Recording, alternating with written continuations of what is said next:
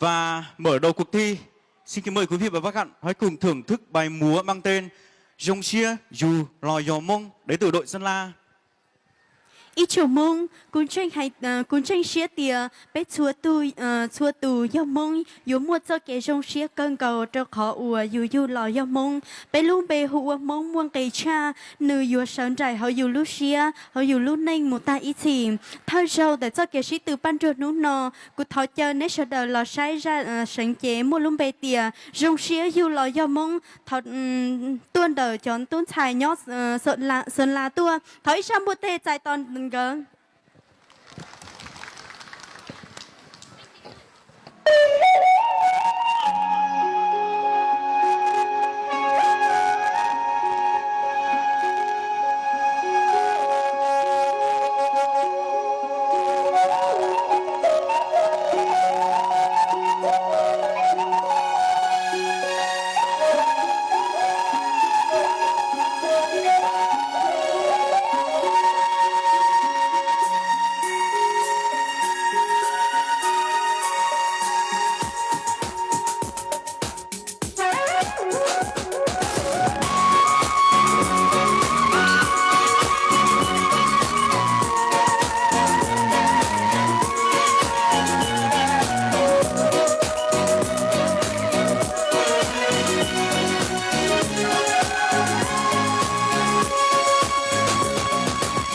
Rong xia tiền lo yêu mong giờ muốn chỉ rong để mong chỉ mua tế chàng lo yêu rong lời chúa yêu lo yêu mong xưa hậu con đông cứ tiền lo yêu rong xia rong xia tiền lo giờ lo yêu mong đời nhau bề trong đã tia lo thọ xí lưu giờ tia y lần nhỏ y san tu lo thọ xí lưu bề nhỏ y hay mong đi tu chi cứ xưa ra trong chi xa cho từng chuan nhà tan cho yêu mong đi tu cho nhau xin đầu cầu chia bé chào trở đi của thầu bao giờ chỉ trong chó lo yêu lo thì nó sẽ yêu cho nhé và thọ luôn bé dòng mong sự yên rộng xí yêu mua ý bìa bên mong người thầu cho lưu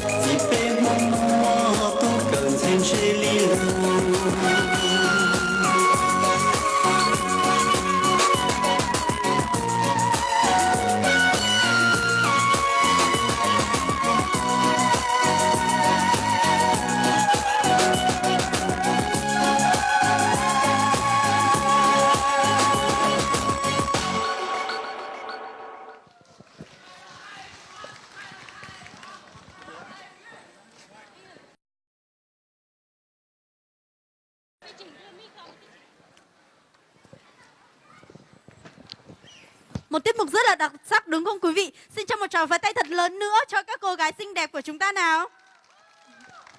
Một tràng pháo tay thật lớn nữa đi ạ. Cho tiết mục đầu tiên ạ.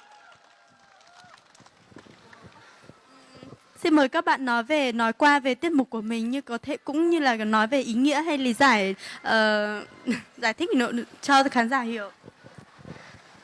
Một lần nữa thì đội Sơn La xin phép các bạn cho đội Sơn La một tràng vỗ tay thật lớn được không ạ? Dạ, em xin cảm ơn. Trước khi nói về nội dung của bài múa này thì em cho Hoa xin phép được nhắc lại cái tên của bài múa được không ạ? Các bạn hãy cùng với Hoa nhắc lại thật lớn cái tên được không ạ? Rong xia dù là gió mong. Vâng. Thưa quý vị đại biểu, thưa ban giám khảo cùng toàn thể các bạn, sinh ra trên đời đã quý, mà sinh ra là con em dân tộc Mông thì lại càng quý giá biết bao nhiêu ạ. Với niềm tự hào đấy thì hôm nay đội sinh viên Mông tỉnh Sơn La hôm nay có mặt ở đây đem đến cho quý vị đại biểu, quý ban giám khảo cùng toàn thể các bạn một điệu múa. Như quý vị có thể thấy thì trong điệu múa của chúng em ngay màn mở đầu mà em có sử dụng cái khen lá đấy ạ. Đó là một cái nét đặc trưng vô cùng lớn của chúng ta đúng không ạ?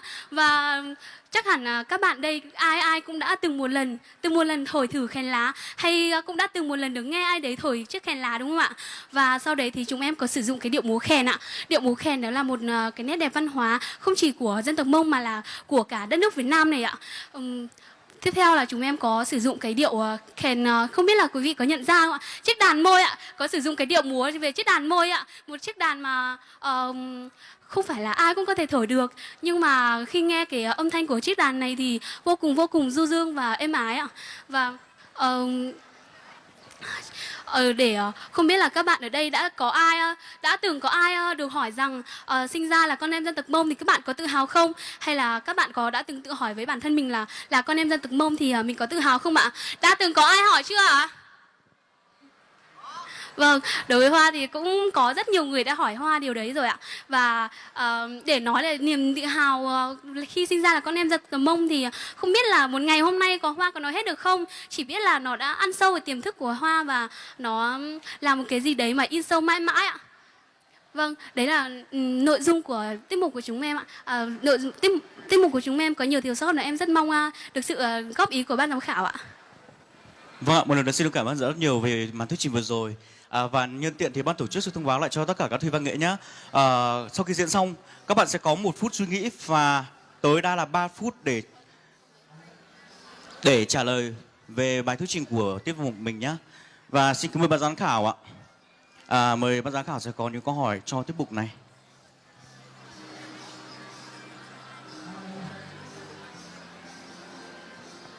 Ban giám khảo có câu hỏi gì ạ? Đầu tiên thì cảm ơn tụi em về cái phần thi rất là hay. Và anh thì anh không có câu hỏi gì dành trong nhóm của tụi em, nhưng mà anh có những lời khen. Thực sự thì đây là một tiết mục mà anh rất là thích. Anh thích bởi vì cái hành động mà các bạn thổi cái khèn môi á, thì anh cứ nghĩ là sau khi các bạn thổi xong cái phần đó các bạn sẽ bỏ chiếc lá xuống đất. Nhưng mà anh lại cực kỳ thích là các bạn để lên cái eo của các bạn.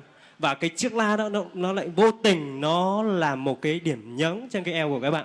Nó làm cho cái bộ trang phục nó thêm sinh động và anh rất là thích. Và các bạn có cái sự hài hòa. Khi mà cái điệu nhạc nó vào như cái nhấn nhá trong cái âm thanh thì các bạn cũng nhấn nhá theo cái hành động của các bạn. Và anh nghĩ là các bạn dường như là đây là một cái cuộc thi nghiệp dư nhưng mà các bạn thể hiện rất là chuyên nghiệp. Thì xin được cảm ơn các bạn. Xin được cảm ơn giám khảo Sa Bình ạ. Và một lần nữa xin chúc mừng tiết mục đầu tiên của đội Sơn La. Xin được cảm ơn các bạn rất nhiều. Đội Sơn La xin cảm ơn những lời nhận xét của ban giám khảo ạ. Một lần nữa đội Sơn La xin kính chúc cái hội thi của chúng ta sáng nay thành công rực rỡ.